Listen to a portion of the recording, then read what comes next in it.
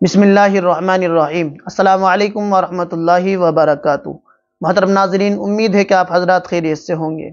नाज़रीन, रजब का महीना चल रहा है और रजब के महीने के अंदर 22 तारीख को कूंडों की रस्म मनाई जाती है और बहुत से लोग इस रस्म को मनाते हैं। 22 रजब के अंदर कूंडे, पूड़ी, इसी तरीके पर शीर वगैरह तकसीम की जाती है और मिठाई और इसी तरीके पर मीठे पकवान बनाए जाते हैं। तो 22 रजब को ये कूंडों की रस्म मनाना कहाँ से साबित है, शरीयत में इसका कोई वजूद है भी या नहीं है, उलमा ने इसको मनाने को जायज़ कहा है या नाजायज़ कहा है, आज इस वीडियो के अंदर आप हजरात को ये बात बताएंगे। जो लोग इस रस्म को मनाते हैं, अगर उनसे ये सवाल किया जाए कि इसकी वजह क्या है, इस रस्म को हम लोग क्यों मनाते हैं, तो कुछ लोग इस तरह जवाब देते हैं कि हमारे बड़े इस काम को करते हुए आए हैं इसलिए हम भी कर रहे हैं, हमारे बुजुर्गों का ये तरीका है तो हम भी इस तरीके पर अमल करते आ रहे हैं। और बहुत से लोग ये जवाब देते हैं कि हम अपने बच्चों के तानो तशनी से या इसी तरीके पर बच्चों की जिद की वजह से हम लोग ये रस्म मना लेते हैं। लेकिन एक ख़ास तबका जो इस रस्म को मनाता है वो बाकायदा ये जवाब देता है कि 22 रजबुल मुरज्जब को हज़रत इमाम जाफ़र सादिक रहमतुल्लाहि अलैह की वफ़ात हुई थी। उन्हीं को इसाले सवाब करने के लिए हम लोग कूंडों की रस्म, पूरियाँ, इसी तरीके पर शीर वगैरह बनाते हैं, उन पर नियाज करते हैं, फातिहा वगैरह पढ़ते हैं। तो उनका ये कहना कि हज़रत इमाम जाफ़र सादिक रहमतुल्लाहि अलैह की वफ़ात 22 रजब को हुई और हम उनको इसाले सवाब करते हैं। अगर तारीख के हवाले से देखा जाए तो हज़रत इमाम जाफ़र सादिक रहमतुल्लाहि अलैह की वफ़ात का ताल्लुक़ 22 रजबुल मुरज्जब से नहीं है, ना ही वफ़ात का ताल्लुक़ है और ना ही विलादत का ताल्लुक़ है। दोनों ताल्लुक़ में से कोई ताल्लुक़ भी रजब के महीने से हज़रत इमाम जाफ़र सादिक रहमतुल्लाहि अलैह का नहीं मिलता है। अगर उनकी वफ़ात या उनकी विलादत का ताल्लुक़ मिलता है तो वो शव्वाल या रमज़ान के महीने से मिलता है।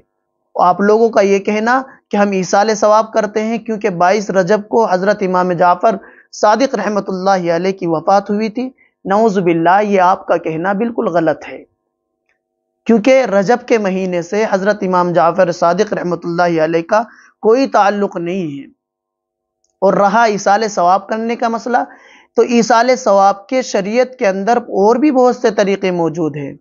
हम लोगों ने कूंडों की रस्म को ही इसाले सवाब के लिए क्यों खास कर लिया है, हालांकि अल्लाह के रसूल सल्लल्लाहु अलैहि वसल्लम ने बहुत तरीक़े इसाले सवाब करने के बताए हैं। मरहूमीन की तरफ से अगर किसी को सदका कर दिया जाए तो वो भी इसाले सवाब में आता है। इसी तरीके पर मरहूम की तरफ से मरने वाले के नाम से किसी गरीब या मिस्किन को खाना खिला दिया जाए, ये भी इसाले सवाब का तरीका है। तिलावत कलामुल्लाह करके उनको सवाब पहुँचा देना, ये भी इसाले सवाब का तरीका है।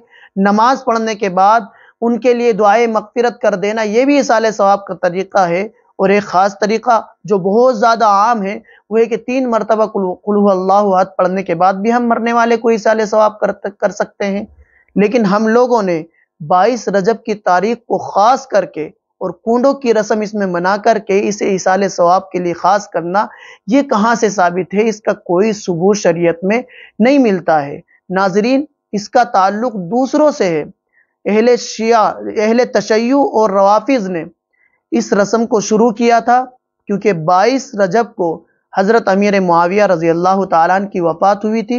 चूँकि ये लोग दुश्मनाने सहाबा में से हैं, ये सहाबा को अपना दुश्मन समझते हैं और ये लोग सहाबा को गालियाँ वगैरह देते हैं, तो अमीर मुआविया की जब वफ़ात हुई थी तो इन लोगों ने खुशी के तौर पर 22 रजब को मनाया था और ये रस्म के तौर पर इस दिन को मनाना शुरू किया था।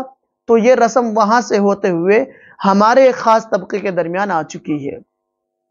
जिन लोगों को हकीकत नहीं मालूम है और जिनको हकीकत मालूम है वो भी इस तरीके पर अमल करते आ रहे हैं, हालांकि ये तरीका बिल्कुल गलत है। ना ही इसाले सवाब करने के एतबार से ये तरीका सही है और ना ही इस दिन को हज़रत इमाम जाफ़र सादिक रहमतुल्लाहि अलैह की वफ़ात हुई थी।